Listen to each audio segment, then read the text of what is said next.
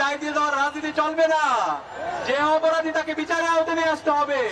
আমরা দেখতে পেয়েছি যে আলী হোসেনকে শিবির বলে তারা চালিয়ে দিচ্ছে, দায় দিয়ে দিচ্ছে, সে আলী হোসেন ছাত্র দলের সাথে কানেক্টেড। ছাত্র দলের অসংখ্য প্রোগ্রাম তার ফেসবুক আইডিতে সে দিয়েছে। সুতরাং এই ধরনের যদি আপনারা দায় দিয়ে দেওয়ার রাজনীতি করেন, আপনারা গত 1 বছর জুড়ে যে কাজগুলো করেছেন জাতির কাছে পরিষ্কার, কারা আমাদের নারীদের শ্লীলতাহানি করে।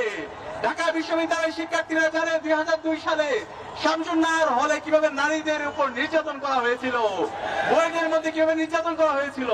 গত 1 বছর জুড়ে 40টার উপরে দর্শন করেছে যারা আজকে নারীদের অধিকারের কথা বলছে। এভাবে আমরা প্রতিদিন পত্রিকার পাতা খুললে এই নারীদের শ্লীলতাহানি থেকে শুরু করে হ্যারাসমেন্ট থেকে শুরু করে সব কর্মকাণ্ডের সাথে আমরা তাদের জড়িত থাকার অভিযোগ খুঁজে পাই।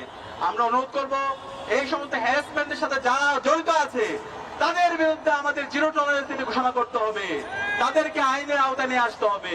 ঐক্যবদ্ধ শিক্ষার্থী জোটের পক্ষ থেকে আমাদের প্রতিজ্ঞা হচ্ছে প্রতিটি ক্যাম্পাসে ক্যাম্পাসে নারীদের জন্য নিরাপদ ক্যাম্পাস গড়ার আগ পর্যন্ত আমরা থামবো না, আমরা আমাদের লড়াই চালিয়ে যাবো ইনশাআল্লাহ। সবাইকে অসংখ্য ধন্যবাদ। সালাম আলাইকুম রহমতুল্লাহ।